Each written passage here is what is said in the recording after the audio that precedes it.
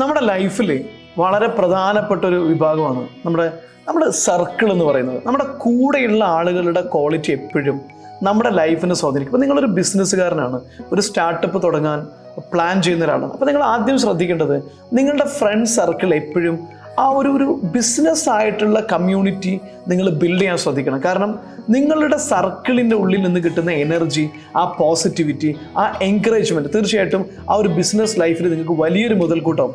നേരെ മറിച്ച് നിങ്ങളെ ഡിസ്കറേജ് ചെയ്യുന്ന, എല്ലാത്തിനെയും കുറ്റം പറയുന്ന, എംപ്ലോയി മൈൻഡ് സെറ്റുള്ള ആളുകളെ കൊണ്ട് നിങ്ങളുടെ ചുറ്റുഭാഗങ്ങൾ നിങ്ങൾ നിറച്ചു കഴിഞ്ഞു. നിങ്ങളുടെ കൂട്ടുകാരെല്ലാവരും ജോലി ചെയ്യുന്ന ആളുകളാണ്. നിങ്ങൾ മാത്രം അതിനകത്ത് ഒരു സംരംഭകനായിട്ട് പോകാൻ വിചാരിക്കുന്നു. അതിനകത്ത് ഒന്നോ രണ്ടോ ആളുകൾ ചിലപ്പോൾ നിങ്ങളെ മുക്തകണ്ഠം പ്രോത്സാഹിപ്പിക്കുന്ന ആളുകളുണ്ടാവും. പക്ഷേ എന്നാൽ പോലും അവർക്ക് അതിനെക്കുറിച്ച് എക്സ്പീരിയൻസ് ഉണ്ടാവില്ല.